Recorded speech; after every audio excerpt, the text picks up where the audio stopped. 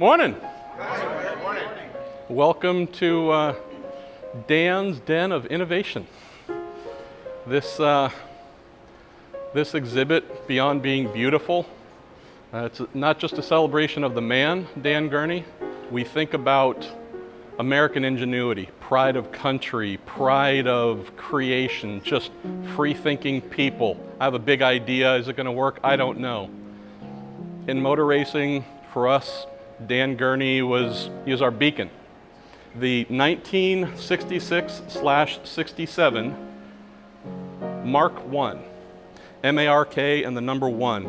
It's often incorrectly referred to chassis model-wise as the T1G. If you know your All American Racers history, if you know your American history, this is the one and only car built by an American, driven by an American, that has won a Formula One Grand Prix. Dan won the 1967 Belgian Grand Prix at Spa, one of the most harrowing motor racing circuits on the planet, in a car that came from his hands, the hands of Len Terry, so many others. This is a vehicle referring back to Southern California and referring back to aerospace technology. This is a car that distinguished itself from all other Formula One cars. If we were to put other Formula One cars alongside it, take the colors off so you couldn't really tell which is which, there's one thing which would always make an eagle stand out, and that was the nose. You think of the eagle, you look at this, it looks like a beak, something aggressive, knowing that everything Dan did, more or less, and his designers did, was about function and form, cheating the air, finding an advantage. Funnily enough, on one of the world's most valuable vehicles, this pride of America, this nose, pure styling. Dan will actually say, my dad and I were talking about what do we do to make ours look different than a Ferrari or a Brabham or whatever else. He said, do a little bit of that. Is that not the most beautiful thing? It is just beautiful. But what makes this different than its competitors in terms of on-track performance does come back to materials and material sciences. This is a vehicle designed 66, ran through 67, makes heavy use of titanium and magnesium. This is in Formula One, in racing period. If it wasn't a U-2 in the sky or some sort of crazy thing flying over Russia taking photos that it shouldn't, these kinds of things had really not worked into motor racing or daily life. This changed that. So if you have a vehicle that admittedly looks fairly similar to the other kind of cigar-shaped Formula One cars of its era, this car performed incredibly well because it was lighter. Lighter because of the material sciences. If we look back at the gorgeous exhaust coming off the Westlake V12 engine, it's another place where they used titanium to reduce weight. Before that, most other cars had heavier materials. You think about 12 big metal exhaust pipes at the back of the car, that thing's going to sit back on itself like a dragster and not handle so well. This is something where with the lighter exhaust, moves more of the weight forward, better handling.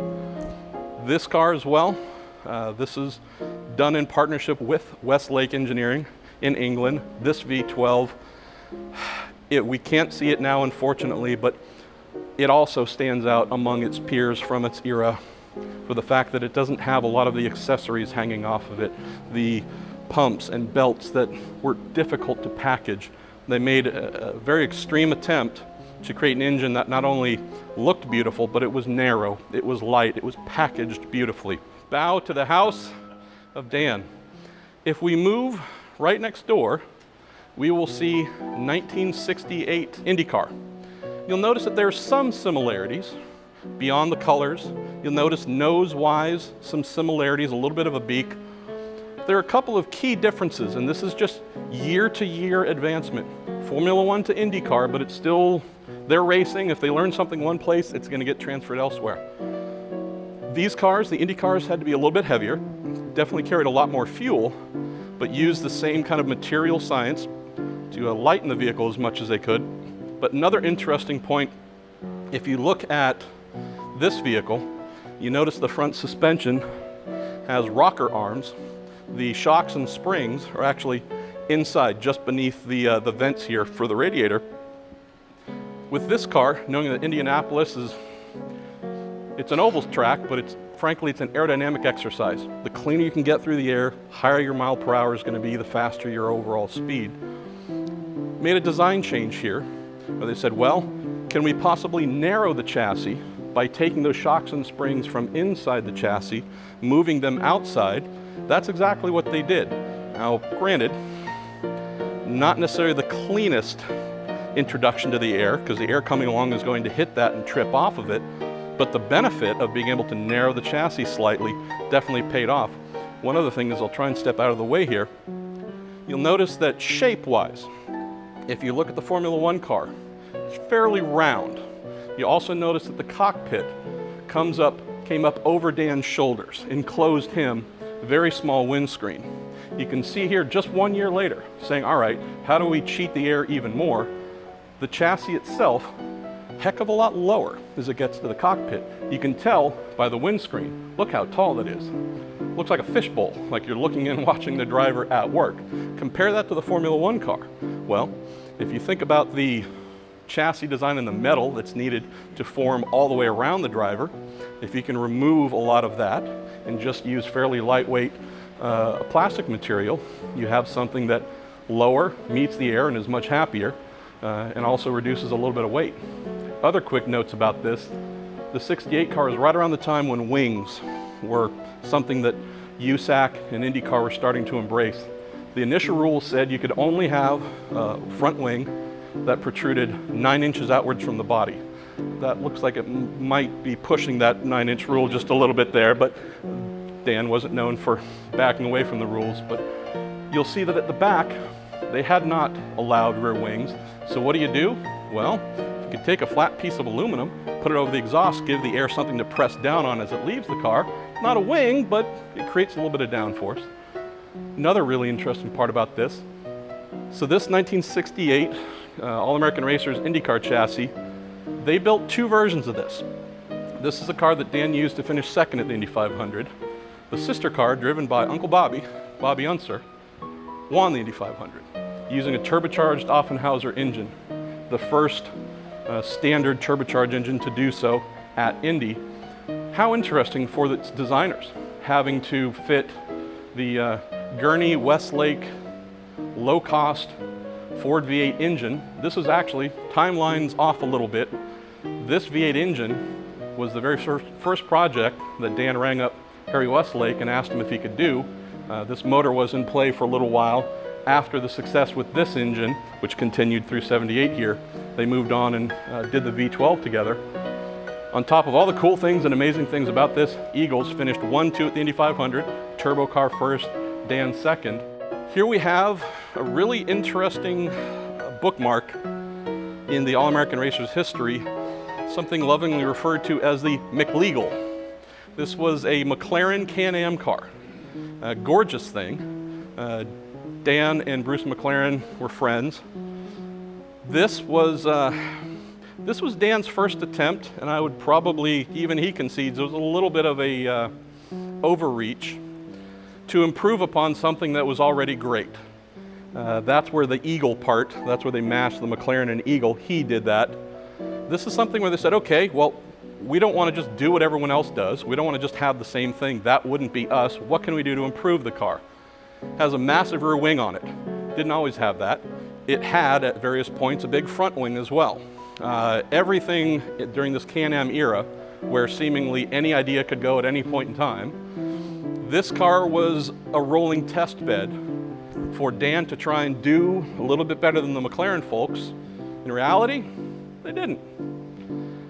You look at the big Chevy engine in the back. Well, Dan at the time, being mostly a Ford guy, wanted to try and see if they could succeed using a smaller, one of the Ford V8 engines. The car went faster and faster with more wings and more downforce that he put on it, but the factory McLarens and other cars with bigger displacement engines kept kicking their behind. So finally had to give in, went to a big Chevy, started to have success, but that's about when the program petered out. But with this car, they didn't just get a McLaren and race it, redeveloped the aerodynamics, lightened a lot of things, redid the suspension. So applying some of the blueprint we've seen so far, beautiful thing, crazy thing, just wasn't a hallmark for success compared to some of the other vehicles. And this, interestingly enough, the 68 car, transitions well into the iconic Barracuda from 1970 behind us. More or less everything All American Racers has done up till this point, we're talking about cars that they've built by hand. A wide range of fabricators. Phil Remington is a name you might have heard of if you know about All American Racers. This was Rem's first big project. This was when he arrived at All American Racers in 1970. This is the project that Dan handed him. Where this stands out, and it really does, well, it stands out because the thing is just freaking beautiful, but where this stands out on just the general AAR timeline, hand-built or modified. This is the first production vehicle they dealt with. They didn't sit in a room with blueprints and create the ultimate Trans Am car. They had to take, frankly, what Detroit designed, the bare shell, known as a body in white, which is just, again, the shell of the car coming off the production line. They had to build around that, design around that. Chrysler made a big investment initially. That tapered off. This is towards the end of Trans Am's real kind of glory era. This was a very short program from All American Racers. Dan and company did their typical thing, improving suspension, lightening a lot of things, carrying over a lot of things. Chrysler wanted this to look extreme, but to really be something that used as much original technology as possible. They found, in typical Dan style, didn't necessarily meet all of their standards performance-wise. Dan tells a story of ringing up Richard Petty, who was running these in NASCAR. Different, obviously a different formula there, but they'd come up with some suspension ideas that made their cars handle a little bit better. Some stories about the Chrysler folks not being too happy to find that this beautiful gleaming bit of perfection on the showroom floor was actually getting cut up beneath, crawling beneath it, cutting this out, throwing this thing in. And there's some other great stories of when the Chrysler executives would come around. Dan and others would just try and walk them away a little bit from anything that might have been open and exposed, but they got yelled at a bit. This did, again, lasted about a year before the program got shut down. One interesting and final footnote as well. This is the last car that Dan Gurney raced professionally. He did some Toyota celebrity stuff for fun, but this was really the end of the line for Dan Gurney, amazing American race car driver. But that's also fitting. 1970, he'd won the Belgian Grand Prix, won Le Mans in a span of 7 days in 1967. He'd won other Formula One races, won IndyCar races, won NASCAR races. But do we think of Dan as a racer? Think of Dan as a bit of an artist. Varied interests, racing was one of them. This is something where for him, I would have loved to have seen him continue for many years, but in reality, he said by the end of 1970, it's time to focus more on the burgeoning All American Racers business, where they were building more and more IndyCar chassis and becoming a volume producer of vehicles. As a business owner, as an innovator, you can see why getting rid of the distractions of having to drive, the focus on creation, the timeline fits there. What's interesting to me most of all with this 1971 IndyCar is the fact that it was not a raging success. That's important, really important. For those of you who have iPhones in your pocket, you might have some other Apple creations and innovations. You might also have some Apple things that you bought, thought were going to be really cool, and is collecting dust somewhere that you've completely forgotten about. Steve Jobs, brilliant mind. Not everything was a success. Here's one that did have success, not at the Indy 500. It did go quickly and do some really cool things. But all of the great things that All American Racers had done up to this point coming into 1971, his great friend Bruce McLaren, his team, come up with a better mousetrap, the Mclaren M16. Roger Penske, driver Mark Donohue. This was incredibly fast. The M16, even faster. This vehicle itself, I would say among all of the great ongoing development, ongoing innovation done by All American Racers, this is where they drew their line in the sand and said, okay, we thought we had it. We thought we were going to be able to win and dominate. Kind of tough when you think you have the magic solution and the guys next to you go, no, it's over here, and it doesn't have your name on it, it has our name. This was really Dan and company's decision on how hard are we going to push. through the car's lack of big success came the Gurney Flap. This is a car that, through its evolution in '71, had wings at the front of the nose. This, very unique, has a midship. This is a part of this era, unlike a lot of racing today, a spec formula. You look at a NASCAR, you look at an Indy Car, they're essentially all the same. There are minor differences, but the mechanics and engineers aren't able to really just let themselves go. This was a vehicle where a lot of ideas are happening at once. Not all of them great. We'll come back to this very quickly. If you look at this '75 car, for example, you'll notice the nose and how when it gets to the front suspension, the upper rocker arm, well, this upper rocker arm mounts to the chassis, but you notice with the nose how they incorporated a little fairing that goes over where it mounts. Reduces drag, makes it go faster in a straight line. We don't have that here. Just little things that were missed. The air coming along and hitting the mounting for the upper suspension is going to cause turbulence, slow it just a little bit in a straight line. Just a few key areas where front to back, off just a little bit. So what do? They continue to develop this throughout the year. This car doesn't become the raging success they'd hoped, but during a 3-day test at Phoenix, essentially at their wit's end, Dan, with Bobby Unser driving, says, I've always been curious about seeing if I could, what would happen if we spoiled the air coming off the rear wing. Asked fabricators to go and essentially find that little 90-degree bracket, fashion something, riveted it to the rear wing, sent Bobby Unser out to test. Went out, did some laps. They were initially disappointed. No speed improvement on the stopwatch.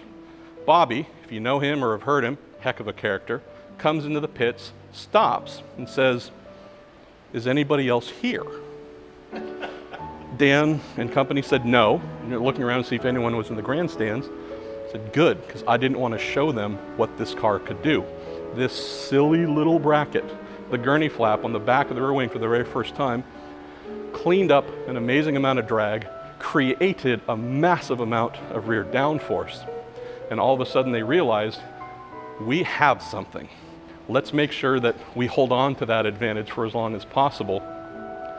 We unfortunately don't have this car's successor, the 1972 Eagle chassis, but this 75 is an evolution of that car.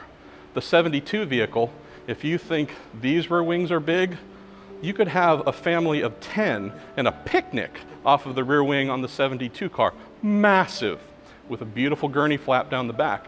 If you look at the front wings here, you'll see again this little Gurney Flap just at the trailing edge of the front wings.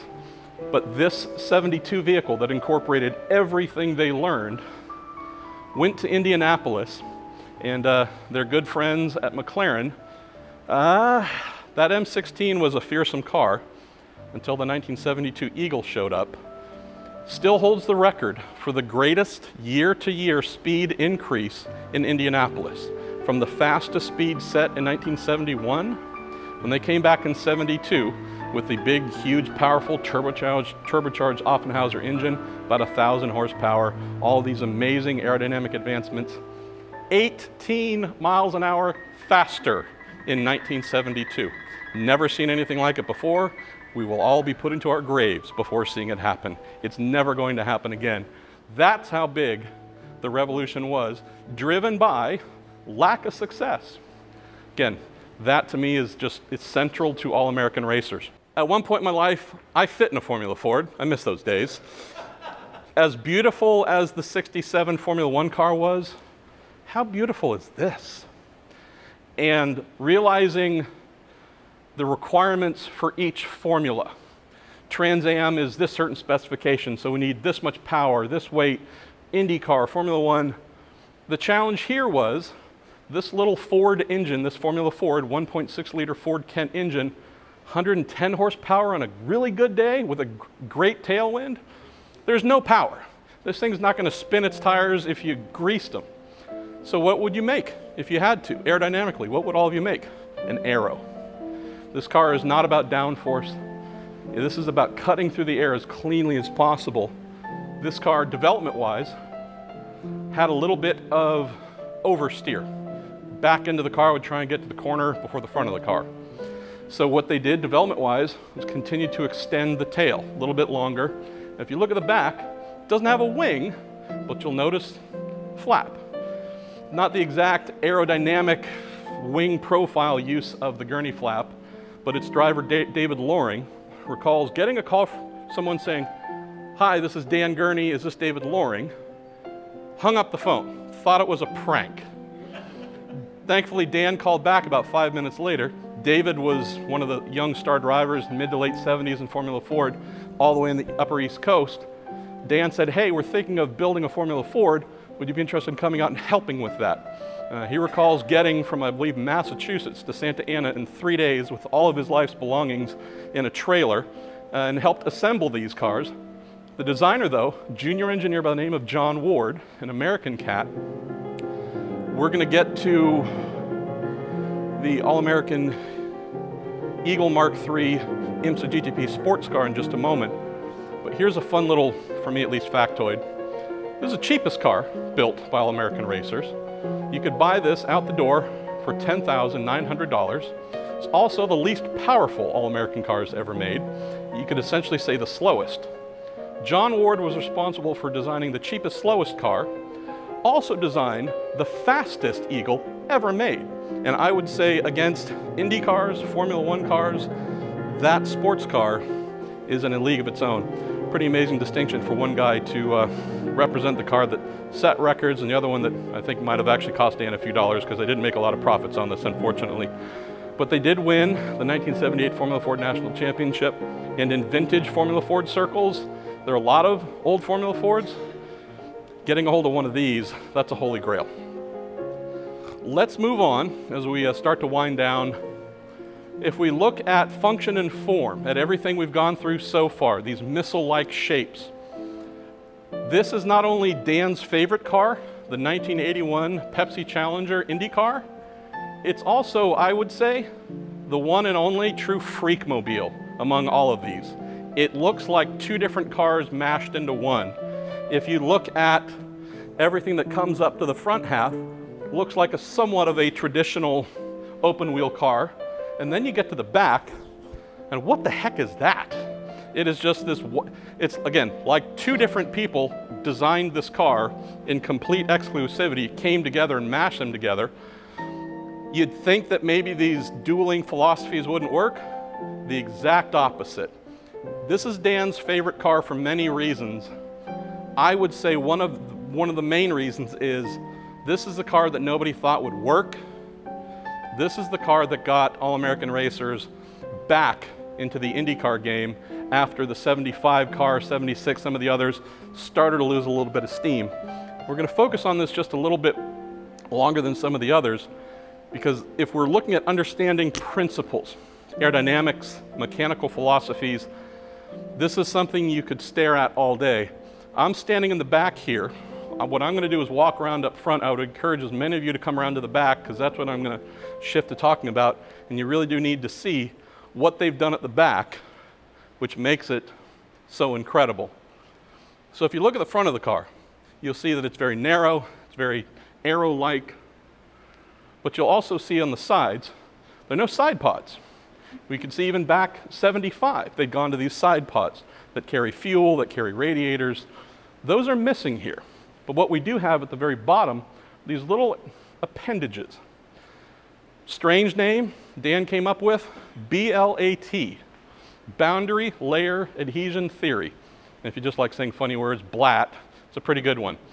These little devices took what was the current technology in Formula One and IndyCar and went in a different direction. Ground effects had become all the rage. What the ground effects principle is with side pods, essentially running full width from the cockpit all the way back, in those side pods would be wing profiles, just like the rear wing. Well, if you look at the rear wing that's maybe that wide front to back, well, how about using the side pods to fit a wing that's as wide as could be, ramping low in the back, or low in the front, up towards the back? Those side pods would make massive downforce. For those who like Formula One, Mario Andretti won the 1978 Formula One World Championship driving a Lotus that really broke great ground with ground effects. Not wanting to copy and do what everyone else was doing, John Ward said, well, ground effects, got it. How about vortexes? What if we went a different direction and created massive vortices to create downforce? He referred to this system here as creating miniature tornadoes beneath the car. These super high-speed spinning vortices, which started by the air coming in, feeding into these BLAT devices, the BLAT devices. You can see where it's fairly narrow at the front, starts to expand a little bit as it goes back beneath the radiators. And if you look at the back of the car, it is a massive wing at the back, giant ramp. Instead of the ramps and those wing-like profiles being in the side pods, they put them at the back and used vortexes to generate incredible downforce to make the car stick.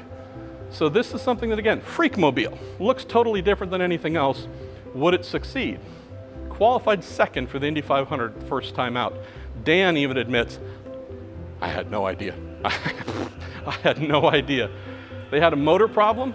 One of the reasons that you have this unique air intake with the dual air intakes, at the time, turbocharged Cosworth engines were all the rage, made a ton of power, greatly reliable.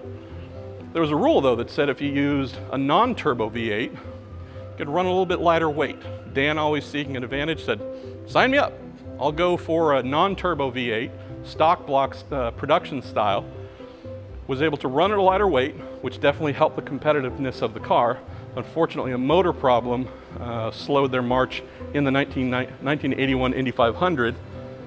Mike Mosley, though, and this is, Dan loves talking about this, at the Milwaukee Mile, was able to regain the honor for the vehicle. Started last, passed everyone, went all the way to the front, and didn't just get to the lead, put an entire lap on the entire field on his way to winning. So while it didn't win the Indy 500, this radical concept was capable of qualifying on the front row, and that Milwaukee win is a purely famous one. So his favorite car, not because it's the most beautiful, but because it's the most radical, and it worked. Speaking of radical and it worked, is this not the widest, not white, wide, widest, tallest thing you've ever seen? This 1991 through 1993 All American Racers Eagle Mark III killed the IMSA GTP series. It was my favorite series. Killed the series because it was so much better than anything else that had come before or after.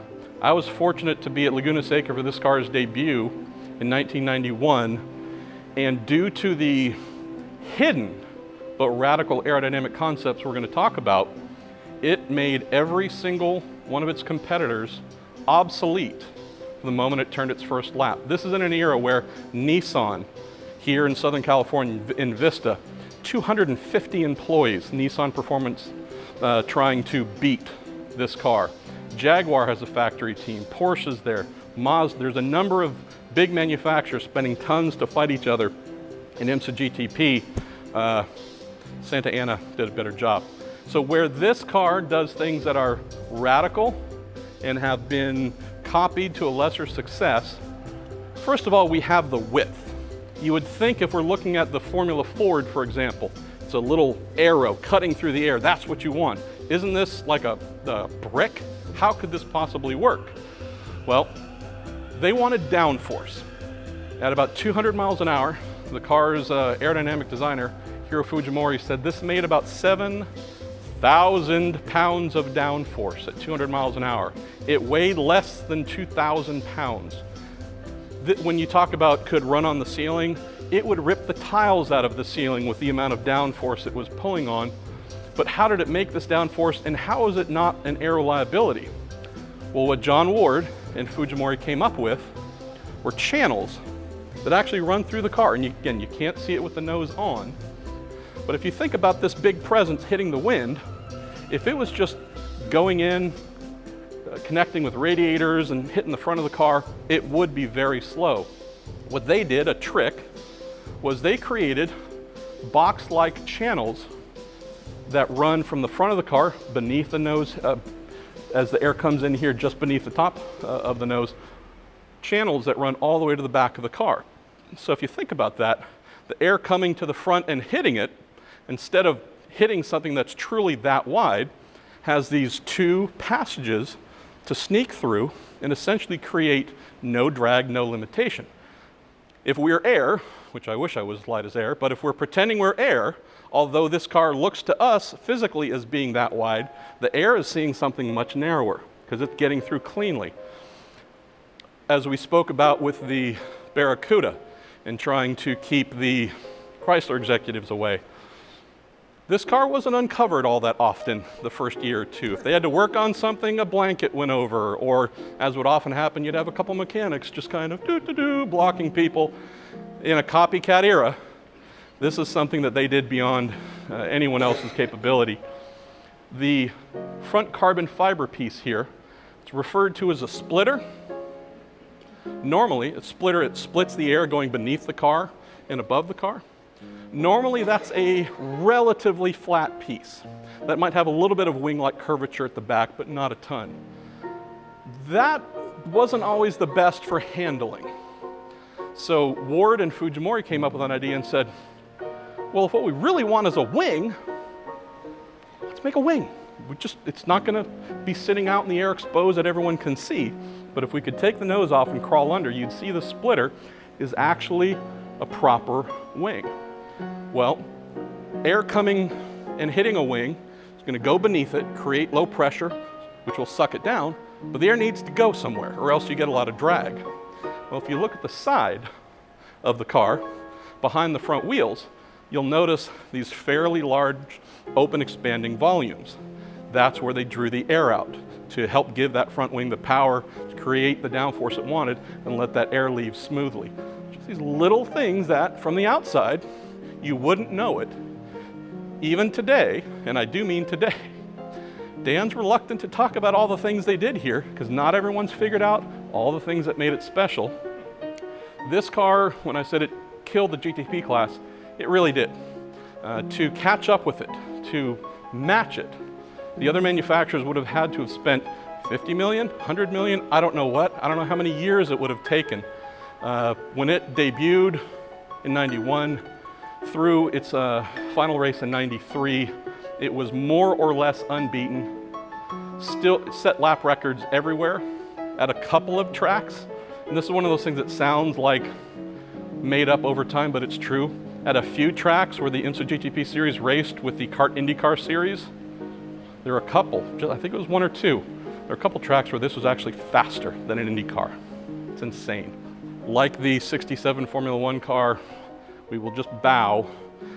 Trust me, I love Porsche 917s and Ferrari 512s, Jaguar XJR 14s. If I'm talking the greatest prototype ever built in terms of its record and just record-shattering performance, this is it. Little bit of a sad, heartfelt transition.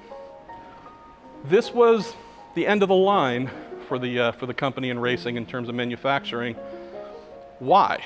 Was it because the car just wasn't up to snuff, bad design? Some people say it was. I don't agree. This was a car that came during an era, late 1990s IndyCar, the CART IndyCar series, where grand innovations really come to an end. Really became a development era. The Reynard, the 1996 Reynard IndyCar chassis was the best of its class. So what did Reynard do for 1997? Something all new? No, they just developed, made some minor tweaks. What did they do for 98? Minor tweaks, year after year after year. They also had 10, 12, 15 cars on track. Think about that as a manufacturer, as a chassis constructor. If you've got 15 of your cars on track, that's 15 pieces of data you can use to improve. What if you're All American Racers and you're one of two cars, maybe 3 of these, which is about all that they ever had? The development ratio, 15-1, 15-3, really made things hard. You also had something else happening. When Toyota came back to IndyCar, I'm sorry, when Toyota came into IndyCar racing in 1996, did it with All American Racers, did it with another team as well. Their motors were horrible and heavy and unreliable. So no power, no performance. There are many a photo of Dan Gurney's cars, Cal Wells' cars, with great flame. If you like photos of cars on fire, Google Toyota IndyCar, late 1990s, and their beautiful orange flames from oil leaks and explosions and otherwise. We're not going to end on a sad note, but it's the reality of racing.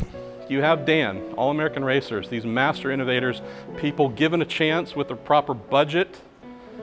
At its peak in the mid-1970s, half of the Indy 500 field were Eagles. 17, I believe, was the record in the field of 33 cars. If we look at their size and expanse, given the time, with the money, they could absolutely dominate. Roles were reversed here by the end of the 90s. There are others with 15. He was the one with 1, 2, or 3. Unfortunately, Dan, being a fairly uncompromising person for himself, for his employees, worked with Toyota, was never pleased to be given motors that seemed to not make any great progress despite claims this is a new step, a new evolution. By the time we get to 97, 98, 99, this chassis, which I think is beautiful, I did my best to match my shoe color to the nose. I love the look of it. It does look unique compared to the other Indy cars of the time. I do believe that it could have been just as competitive, but it still had the two big problems. Not enough cars on track. But at the end of the 90s, the relationship with Toyota had truly soured. And once Toyota actually did start to catch up and had something that was really good, you know who got those motors? Not All American Racers. That drove pretty much a final wedge between Dan and Toyota. Then, not to speak ill of our friends of Toyota again, they signed Chip Ganassi Racing. Chip, they've won countless Indy 500s, countless championships. Want to know who was invited to that press conference? Not All American Racers. Did All American Racers and Dan Gurney stop making things after this? Well, we're going to end on something right behind you. The Alligator. This is actually something done in partnership with the Petersen Museum. Now, I am not a big motorcycle person. I don't know a lot about them. I'm not going to pretend that I have great facts to tell you. But I can say, you have a sit-down motorcycle here. Have you ever seen one where instead of having, I'm not going to do it because I'd break it, but having your behind up here, being able to actually sit down and think about this as well, typical racer mindset. If you can have someone's torso 3 feet in the air, riding-wise, bit of a pendulum, what if you can actually get your body weight much lower? Think about what you normally have with a motorcycle and how this design was done, just frankly, incredibly beautifully. 36 of these were made. They highly coveted. What a beautiful, beautiful motorcycle here. Looks unlike anything. This, friends, soak it in. This is Southern California. This is ingenuity. This is Americanness. This is inclusiveness. I don't know if we've seen anything like it beforehand, maybe back in the 20s and 30s with the Millers and such, but this is us, and to me it's beautiful. Thank you.